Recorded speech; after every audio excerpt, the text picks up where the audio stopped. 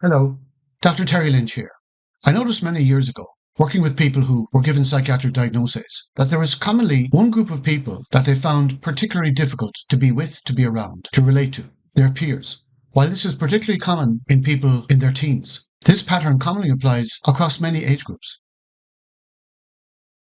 For people given psychiatric diagnoses, a common theme is being uncomfortable in the company of their peer, their age group. Being more comfortable in, being more drawn to other age groups rather than their own.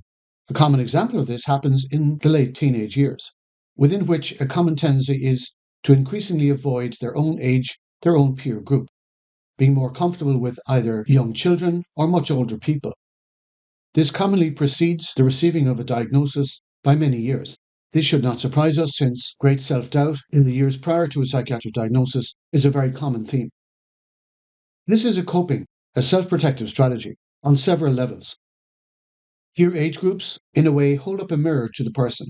So, for example, someone in their mid or late teens who's hugely lost confidence, feels very unsafe in many situations, is likely to find it progressively difficult to be among people of their own age who are confident, who seem happy, who are well able to express themselves, get their needs met, live fully as a mid or late teen. For someone in their mid to late teens who's already hugely lost their confidence, who feels they cannot cope with mid or late teenage life, being around their peers who seem to be able to handle and indeed enjoy everything to do with the mid and late teens highlights the absence of such freedom and spontaneity within themselves. This is very painful. It's likely to bring up distressing, difficult feelings, prompting the person to progressively avoid being with their peer group. Secondly, again, using the example of a mid to late teen, they can lose themselves, they can forget themselves with other age groups, such as young children or people much older than them, since these age groups don't hold up a mirror to them of what full, active, spontaneous teenage life entails. Another potential reason, it's far less challenging. For example, young children will not initiate difficult or threatening conversations, situations, possibilities, generally speaking.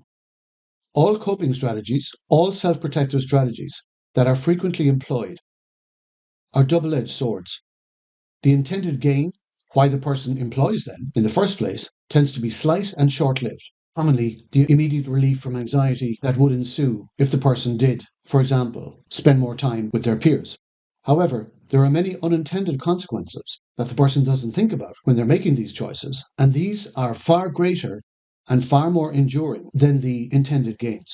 These include ever-increasing self-doubt, relating skills, life skills not developed, many needs not met. It's difficult for a mid or late teen to have their age-appropriate needs met if they're not commonly engaging with their peers. Increased levels of despair, hopelessness, powerlessness, the further erosion of confidence. It is high time that people who are given psychiatric diagnoses such as depression, bipolar disorder, schizophrenia, OCD, personality disorders, eating disorders, and so on. It's high time that wounding, trauma, and the consequences of trauma, a psychologically informed understanding approach, received a great deal more attention than they have to date.